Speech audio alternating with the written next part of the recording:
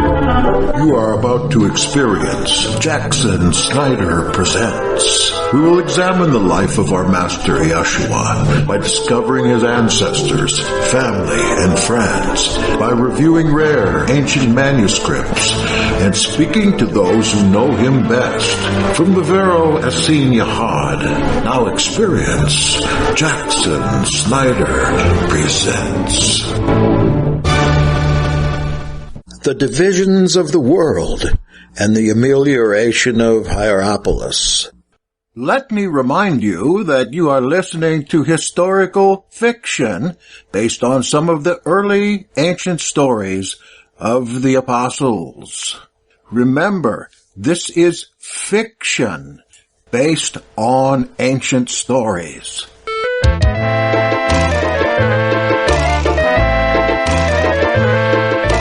After the resurrection, Yeshua the Messiah, still in need of recovery from his death, meets his disciples in Kokba in the Galilee, in a secret apartment formerly known only to Shimon of Cana and Yaakov HaZadik. It's nighttime. Yeshua's intention is to give his closest associates direction on where they should go from there.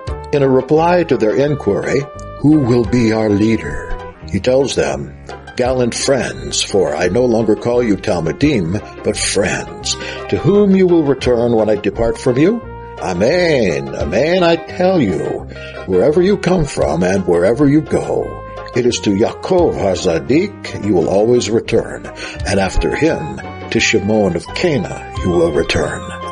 In the interim seconds, there grows some dissension in the minds of those gathered, but Yeshua knows their minds. Young, unbridled Yochanan balls their thoughts. "Why Yaakov, and why do we not go to Shimon Kipha?"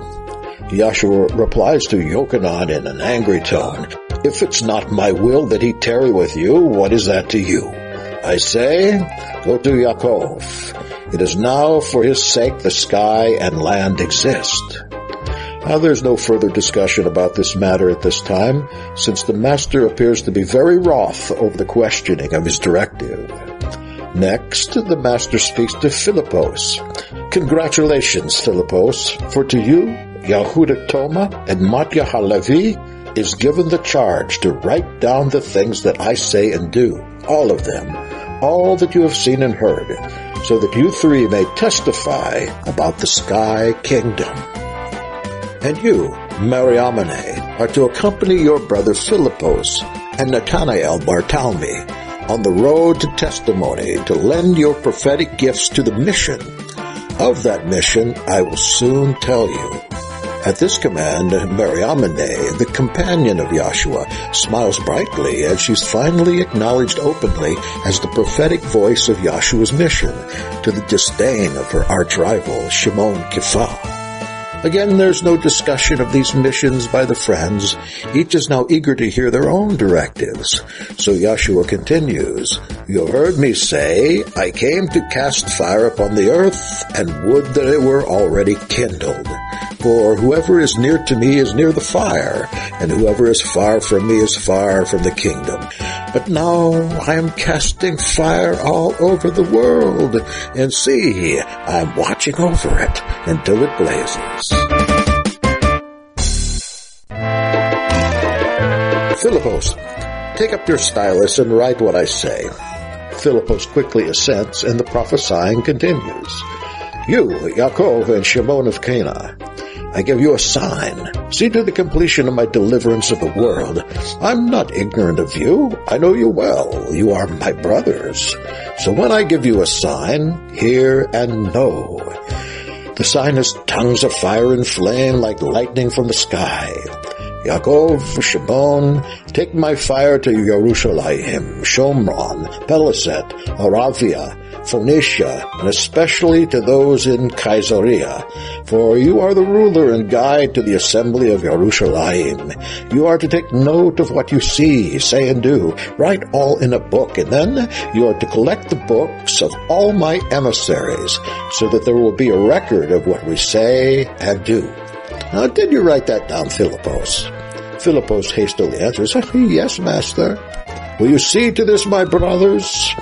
"We will," say the brothers in one voice. You, Yochanan Marcus, and Mattia Halevi, I also give you a sign. See to the completion of my deliverance of the world. Hear and know. Marcus, Mattia, take my fire to Alexandria, Thebes, Pelusium, and all of the inner Mitzrayim as far south as the Hindies. For you are the ruler and guide to the assembly of Alexandria. You are to take note of what you see, say, and do. Write all in a book, and carry your book back to Yaakov in Yerushalayim. Did you write this down, Philippos? Philippos again answers, Yes, Master. You, Shimon Kepha and Yosef Barnabas, I give you a sign. See to the completion of my deliverance to the world. Hear and know. Shimon Kepha, Yosef, take my fire to Antioch, Syria, Cilicia, Galatia, even Pontus in Asia, for you are the ruler and guide to the assembly of Antioch. You are to take note of what you see, say, and do. Write all in a book, and carry your book back to Yaakov in Yerushalayim. Oh, did you write this down, Philippos? Philippos, somewhat exasperated by now, answers, Oh, yes, Master. You, my brother, Yehuda Toma, known as Thaddeus, I give you a sign. See to the completion of my deliverance to the world. Hear and know. Yehuda, take my fire to Edessa, Ariabene, Nisibis, Aravia, Mesopotamia, and India, including all the countries round about, for you are the ruler and guide to the assembly of Edessa. You are to take note of what you see, say, and do, write all in a book, and carry your book back to Yaakov in Yerushalayim. Did you write this down, Philippos? Philippos answers, Yes, Master. You, Andros, brother of Kepha, I give you a sign. See to the completion of my deliverance to the world. Hear and know. Andros, take my fire to Nicaea, Nicopolis, Bithynia, Gothia, and all the countries round about, for you are the ruler and guide to the assembly of Nicaea. You are to take note of what you see, say, and do. Write all in a book, and carry your book back to Yaakov in Yerushalayim. Did you write this down, Philippos? Philippos repeats, Yes, Master. You, Yaakov, and your brother, young Yochanan, sons of thunder, I give you a sign. See to the completion of my deliverance to the world. Hear and know. Yaakov and Yochanan, take my fire to Ephesus, Thessalonica, Corinth, and the rest of Achaia, and the countries round about there, for you are the ruler and guide to the assembly of Ephesus. You are to take note of what you see, say, and do. Write all in a book, and carry your book back to Yaakov in Yerushalayim. Did you write this down, Philippos? Philippos again says, Yes, Master. You, Lucas, I give you a sign. See to the completion of my deliverance to the world. Hear and know. Lucas, take my fire to Byzantium, Hyrake, as far as the Danube River, to the boundary of the barbarians, for you are the ruler and guide to the assembly of Byzantium. You are to take note of what you see, say, and do. Write all in a book, and carry your book back to Yaakov in Yerushalayim. Now, did you write this down, Philippos? Philippos reiterates, Oh, yes, Master. You, Haggai, and Ben-Hur, I give you a sign. See to the completion of my deliverance to the world. Hear and know. Haggai, Ben-Hur, take my fire to Assyria, Armenia, Media, and all the countries round about Babylon, the Huzi and Gel, to the border of Hindi, even as far as Gog and Magog, and the countries on all sides. For you are the ruler and guide to the assembly of Babylon. You are to take note of what you see, say, and do. Write all in a book, and carry your book back to Yaakov in Yerushalayim. Did you write this down, Philippos? Philippos changes. Oh, of course. Now the master is quiet, and his assignment of territory to his Havarim seems to be at an end. The group begins to chatter, and some of the others who didn't get assignments are either greatly relieved or feel they didn't make the cut. For, you see, they are to go to the barbarians. But this time, Philippos interrupts so as to make his voice heard. "Master, you promised to tell my sister and I and Nathanael where we are to take the fire of your presence." The Havarim become quiet again as Yeshua extends the hand.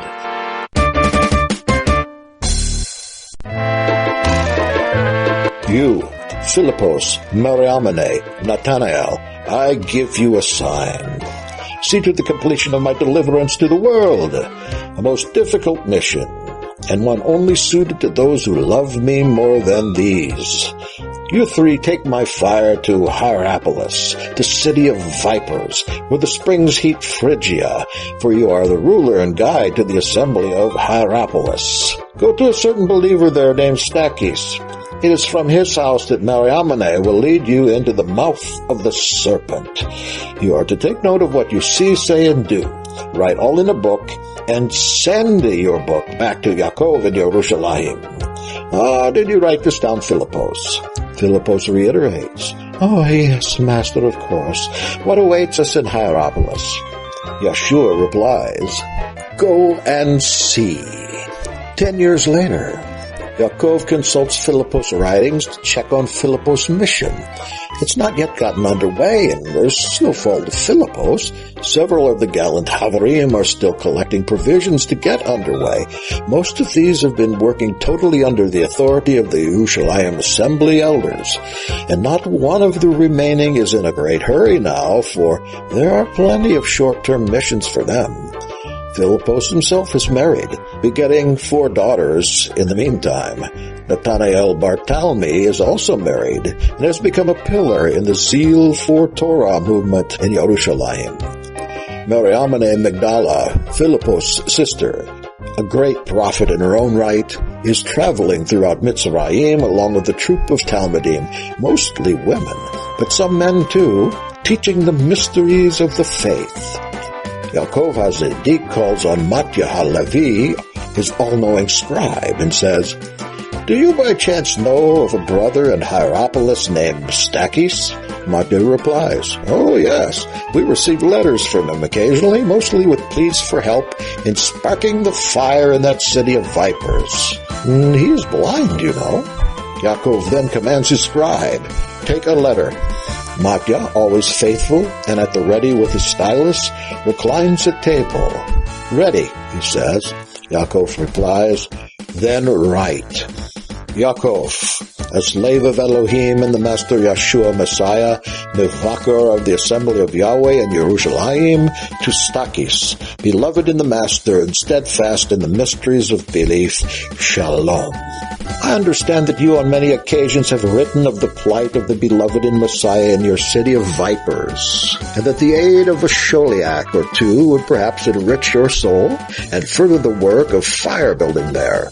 I'm happy to tell you that there have been 3 shlichim assigned to your assistance by the Master Yeshua, Moshiach himself, and that these 3 are very close to him, even his companions in life and Havarim in resurrection.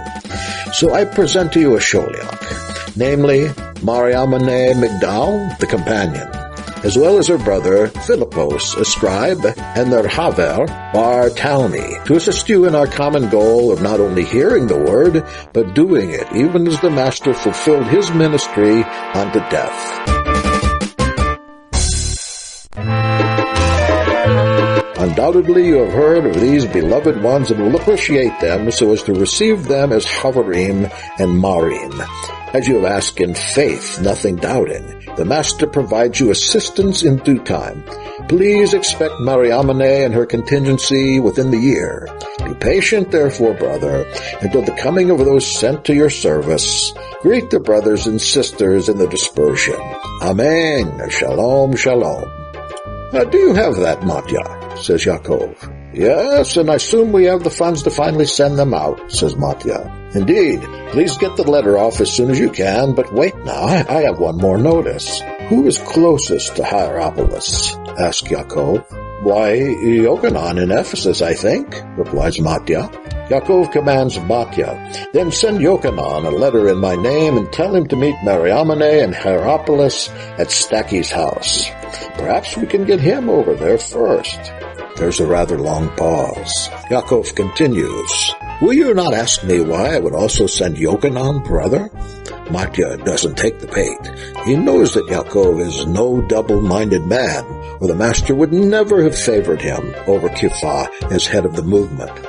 "No," says Matya. "If Yochanan will go, let him go." It's been raining torrents in Hierapolis, city of the Viper, for weeks. It'll continue raining thusly until it stops. Mariamene meets Stakis at his house after a long and eventful trip, and Philippos and Nathanael Bartholomew are alongside her. They have decided to split the ministry up into 3 parts. Mariamene will preach and pray, Philippos will work wonders, and Nathanael will soldier and serve. Despite the rain, their mission is soon accomplished. No one is able to out-talk or outsmart Mariamene. Her beautiful dissertations and prayers bring a great number of the Viper worshippers to repent and believe, while Philippos displays gifts of healing that the local temple priests and physicians cannot even fathom.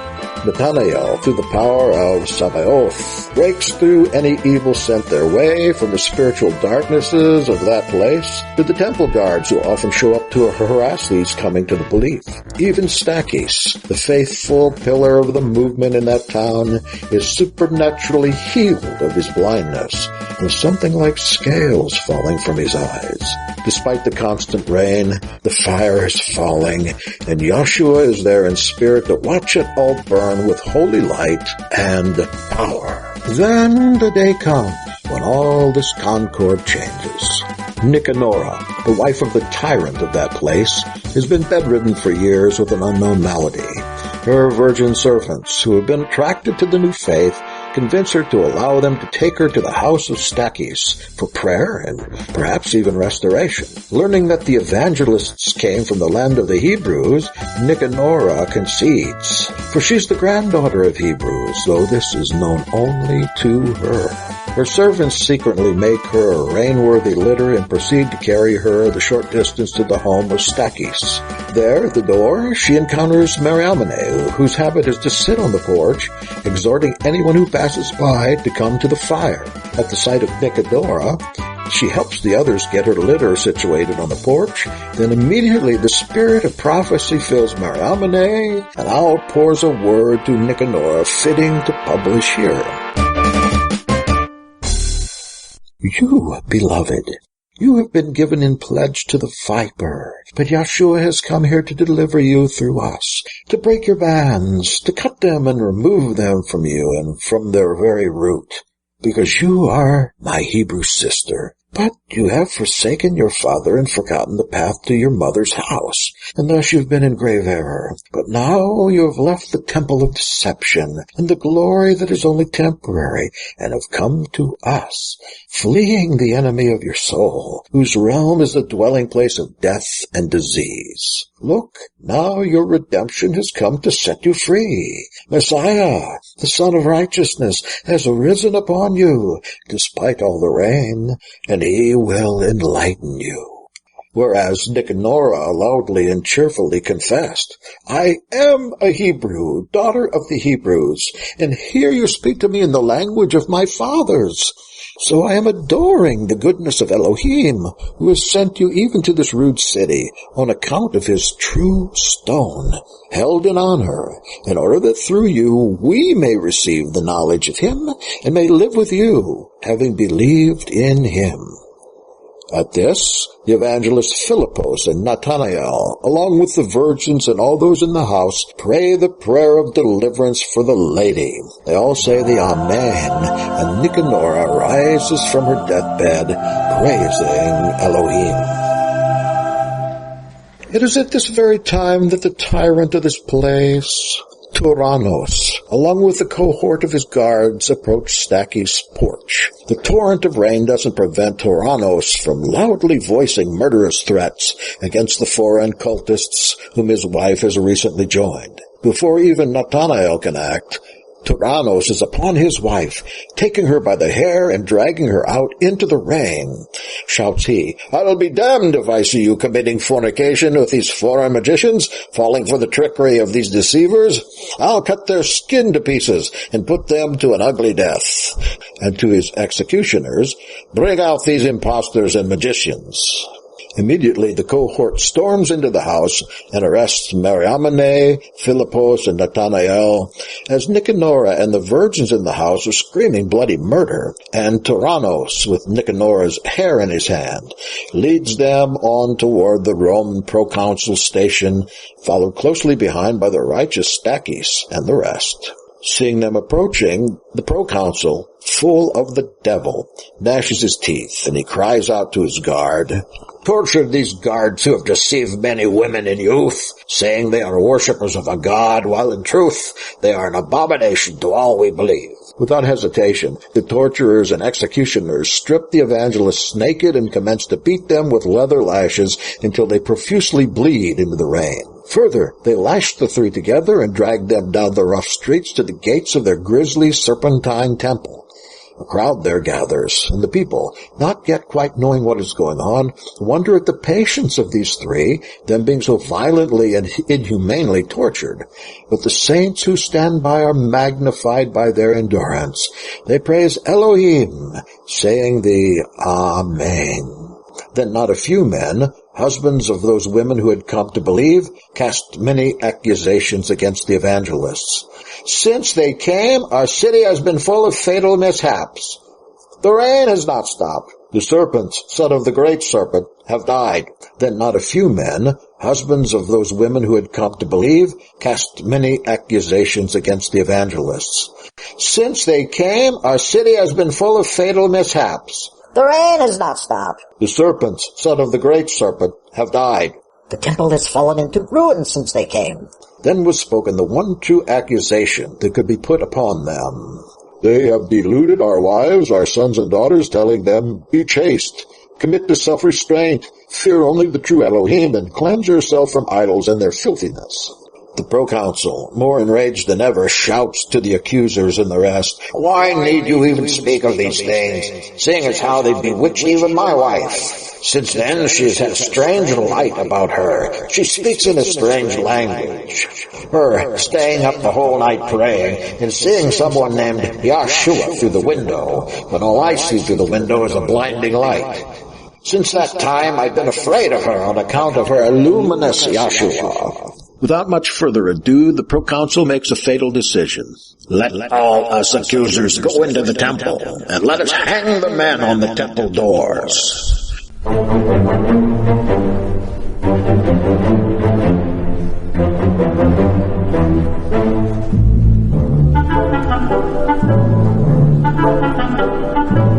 At this, the accusers, led by the proconsul and Tyrannos, who has by now commended his wounded wife to her virgins, rush into the temple proper, dragging Philippos and Nathanael with them, where they commence to nail Philippos head downward to one door, while chaining Nathanael to the opposite. Fortunately, even this crowd is ashamed for Mariamene, and Nicanora's virgins see that she is again covered and her wounds attended to. Now, Philippos' piercings are mortal, and as he hangs there, and as the crowd in the temple jeer and spit, his pain seems to melt away. He says to Nathanael, Brother, the blood is draining out of me very quickly now, and I am dying, but I feel someone is praying for me. For now I feel no pain, and my wounds are as trophies and awards. Nathanael says through bloodied lips, Indeed, brother, someone must be praying powerful prayers for us.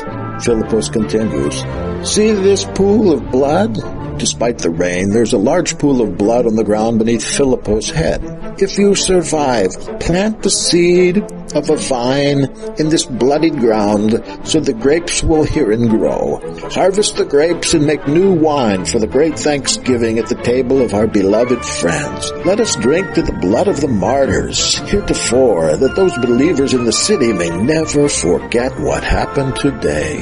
It is at this time when Yochanan, sent by Yaakov, arrives on the scene and asks some of the bystanders, What's going on here? And it is at this critical juncture that we must leave the story for a little bit for these important announcements.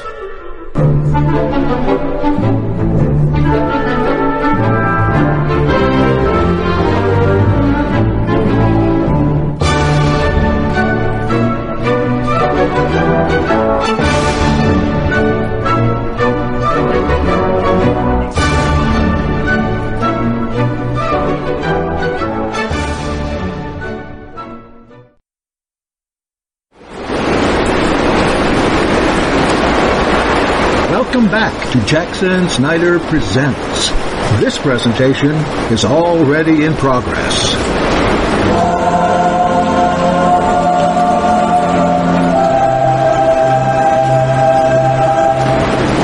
On further inspection, he sees his gallant Havarim Philippos and Nathanael swinging in and out of the temple on its doors, and he swiftly gets the full story of what's transpiring from believers nearby.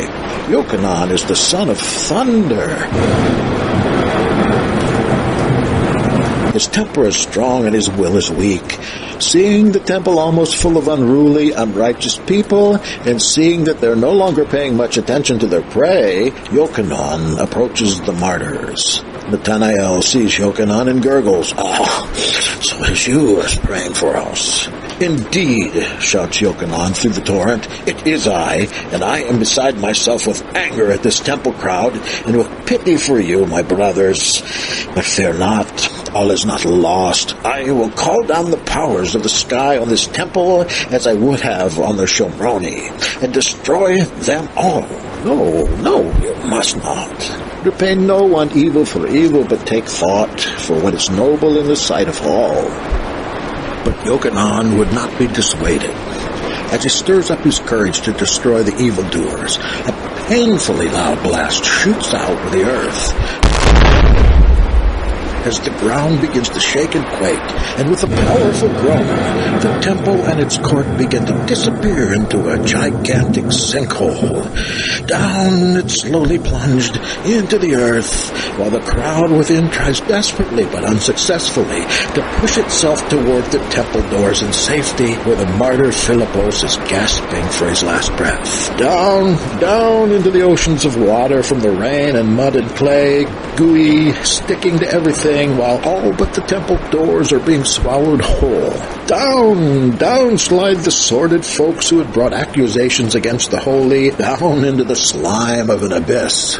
The earth opens up upon the temple until there is little else left but a multitude swimming in the cream of mud, muck, and mortar, and snakes of all shapes and sizes.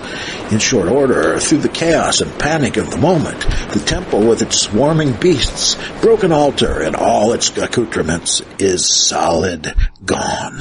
Now come the confessions of the perishing and gurgling shouts. Have mercy upon us, Theos, of all these righteous ones. Have mercy upon us.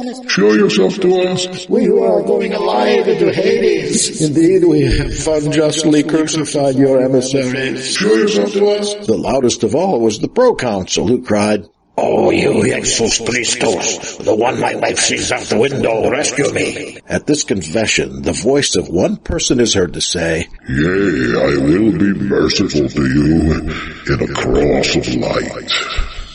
While the townspeople remain aghast at the sordid scene, it is Yochanan, the one who a minute earlier wanted to destroy the place, who rallies the chaste youth into a rescue team. Fetching the very same leather bands used to beat the Holy Three, the youth begin to fish out the survivors, until all those ruthless men were safe on the edge of the crevasse. Meanwhile, Yochanan tears the chains off Nathanael, loosing him from the one door, but Philippos is another story, since they had nailed him up, and he is already dead.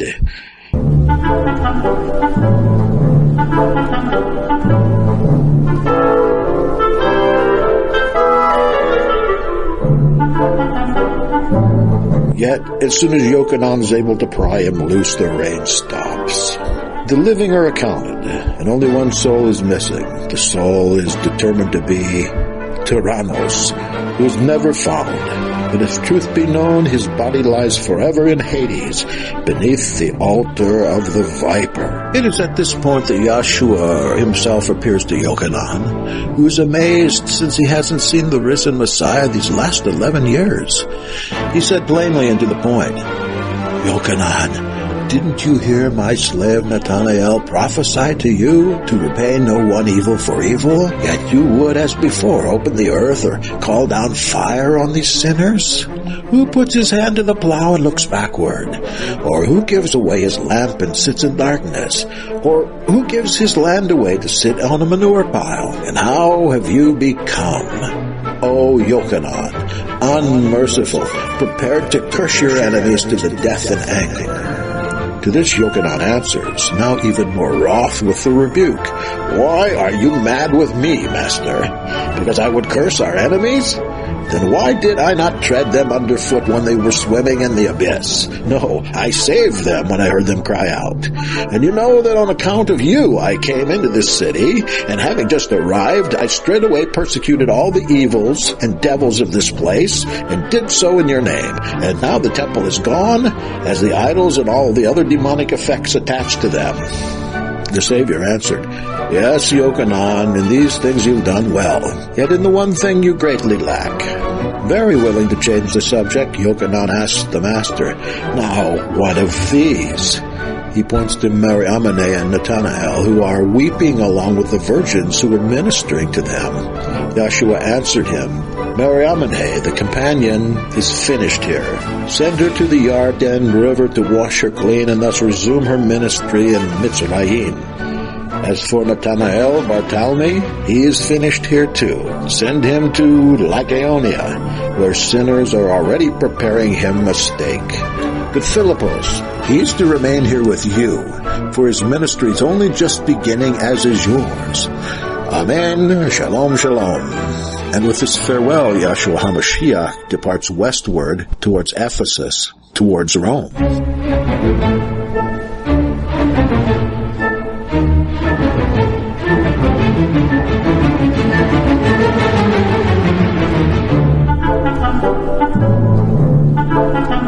"40 days pass quickly, and in those days Mariamene and Nathanael bury Philippos in the very place where his blood spilled out upon the ground. The abyss is filled in, and on that ground is planted a hardy arbor of vines, nourished by the blood of the martyr. That land is consecrated as sacred, and a pillar is raised to commemorate what happened there.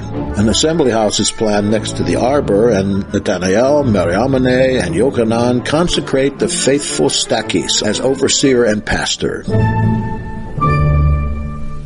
Yet even before a building goes up, Nicanor and the faithful assemble on these sacred grounds to glorify Elohim and pray without ceasing, unhindered as before by men of evil intent. Almost all in the city now believe, and Nathanael gives Stakis leave to baptize all who believe in the name of Yahshua HaMashiach.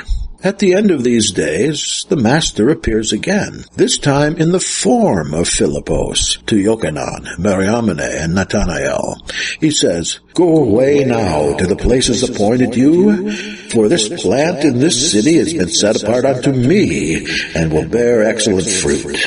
And having said goodbye to the brothers and sisters there and praying for each of them, they depart from Hierapolis, once called Opheorhumos, the city of the viper, Yochanan to Ephesus, Mariamene to the Yarden, and Nathanael to Lycaonia, with Stakis and his Chavarim remaining behind, writing this history for Yaakov HaZadik, and maintaining the congregation of Yahshua HaMashiach, to whom be esteem and strength forever. Amen. Shalom, shalom.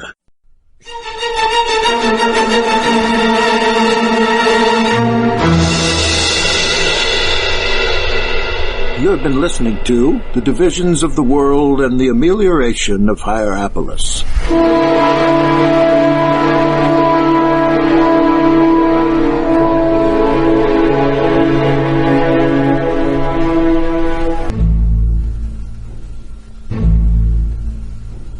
This is my own story, based on the Acts of Philip, the Gospel of Thomas, the first Apocalypse of James, and the teaching of the Apostles. It's an excerpt from my book, Tales of the Messiah and His Gallant Friends. In that book, I have written a number of historical fictions based as closely as I can upon the facts that I have been able to reference in ancient manuscripts, and some of these stories are as close as you can get to an actual true story of the lives of the apostles that we hear very little about in the canonical Bibles. Many of the details that you heard in that story have been pretty much hidden away in the backs of the volumes of the Church Fathers, or in the Egyptian Gospels, or in what's called the New Testament Apocrypha. That is, books with a great deal of value that didn't make the cut of the early Catholic Church for no other reason than somebody in the group just didn't like them, or they were too Hebraic or Jewish.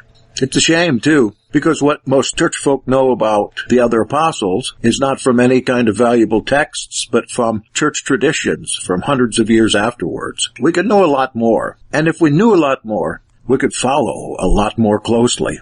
To fill out the rest of this segment, I have a little treat for you, a story from the Jewish pseudepigrapha from the book 2nd Ezekiel, a tale I call The Two-Headed Man. By the way, you can pick up my books and translations at apostolia.us, apostolia.us. Those are the printed versions.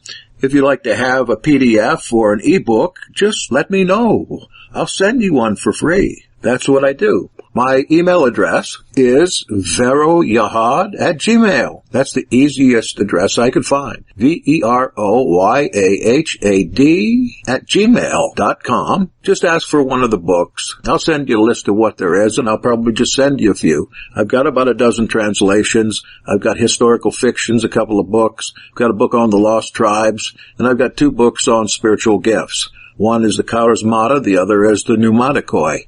I'm giving them free. You might as well get you some knowledge here. Take advantage of the education that I've been privileged to have on these particular subjects that you hear on Jackson Snyder Presents. Now here's the Two-Headed Man.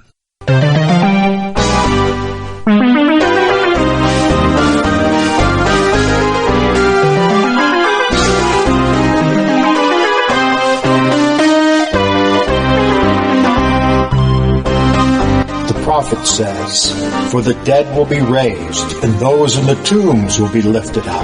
And so that I might not pass over in silence the things mentioned about the resurrection by Ezekiel the prophet in his own Apocryphon, I will present them here. For speaking enigmatically, he refers to the righteous judgment in which soul and body share in these words: "A certain king had everyone in his kingdom drafted, had no civilians except 2 only, one lame man and one blind man, and each one sat by himself and lived by himself. And when the king was preparing a wedding feast for his own son, he invited all those in his kingdom, but he snubbed the 2 civilians, the lame man and the blind man. And they were indignant within themselves and resolved to carry out a plot against the king. Now the king had a garden, and the blind man called out from a distance to the lame man, saying, 'How much would our crumb of bread have been among the crowds who were invited to the party?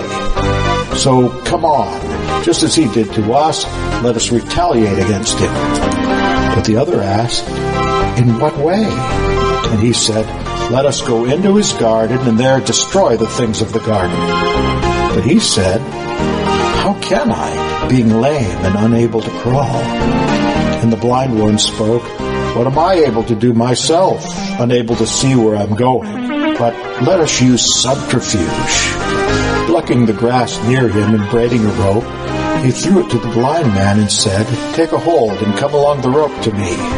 And he did as the lame man had urged, and when he had approached, he said, 'Come to me, be my feet and carry me, and I will be your eyes, guiding you from above to the right and left.' And doing this, they went down into the garden. Furthermore, whether they damaged or did not damage anything, nevertheless the footprints were visible in the garden. Now, when the party-goers dispersed from the wedding feast, going down into the garden, they were amazed to find the footprints in the garden. And they reported these things to the king, saying, "Everyone in your kingdom is a soldier, and no one is a civilian. So how, then, are these footprints of civilians in the garden?" And the king was astounded. Thus so says the parable of the Apocrypha, making it clear that it refers to a man, for Elohim is ignorant of nothing.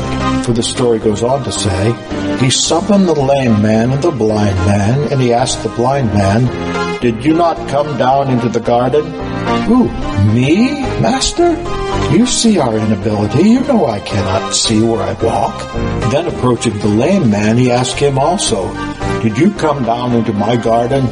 And answering, he said, 'O master, do you wish to embitter my soul in the matter of my inability?' What then does the just judge do?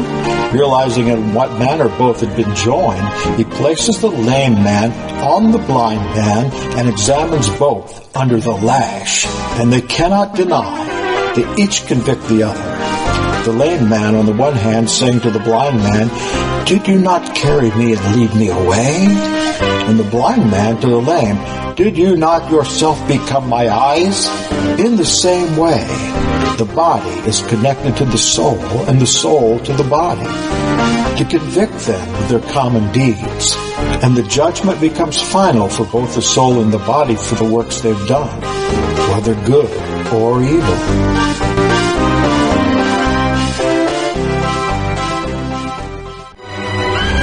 You have been experiencing Jackson Snyder Presents on the Hebrew Nation radio station. Join us again tomorrow for another exciting revelation of the biblical, historical faith. Historical faith.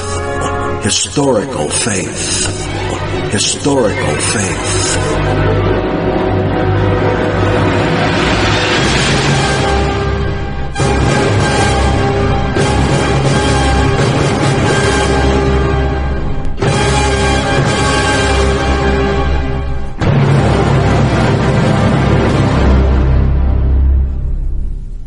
So happy that I came up a little short on time in this segment, so I want to present to you one of our Elohims. Marcel and I do the story of Esther with a little help from Johannes Brahms and the Vero Essene Yahad.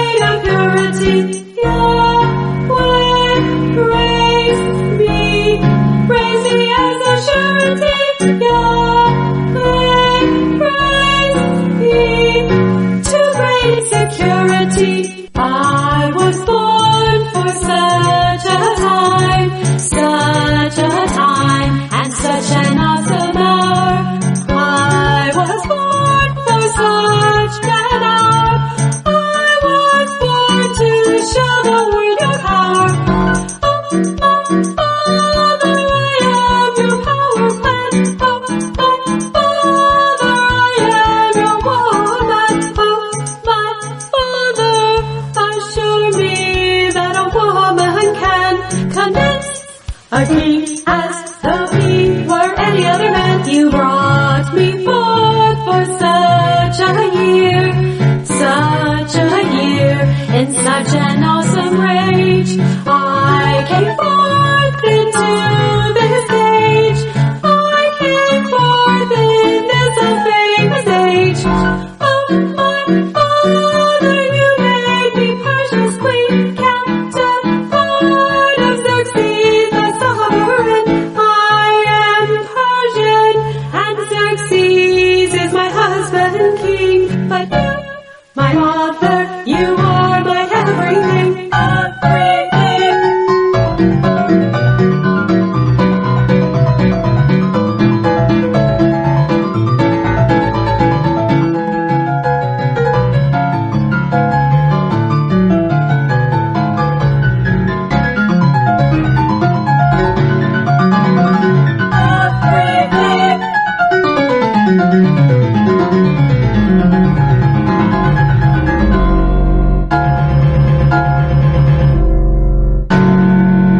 Now here's a great idea. Use computer game music to orchestrate your songs.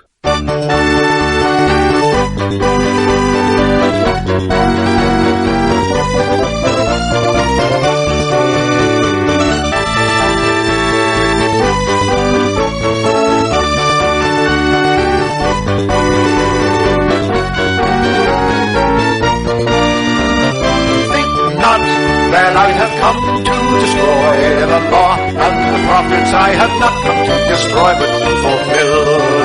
For verily I say unto you, no heaven and earth should pass, one jot or one tittle shall no wise pass from the law until all be fulfilled.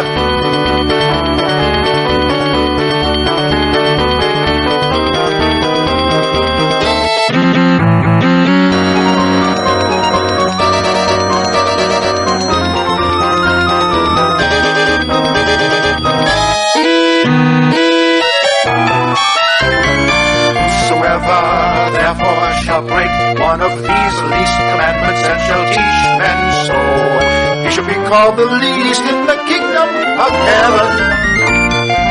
But whosoever shall do and teach my commandments, he shall be called great in the kingdom of heaven. Oh!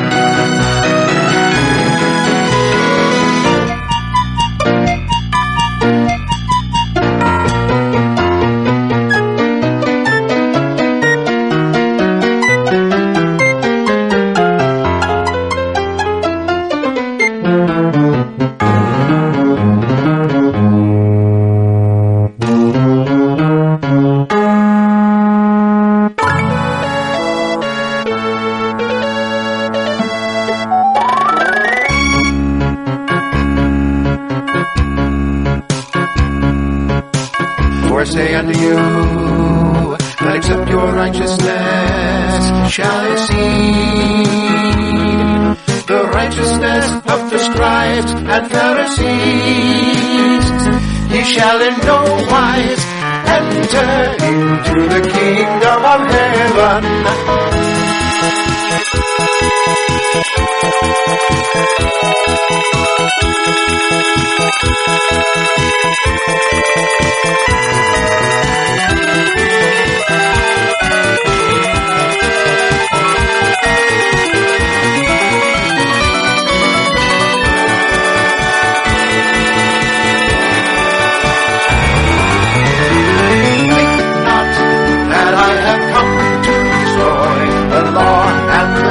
I have not come to destroy, but to fulfill. For verily I say unto you, for verily I say unto you,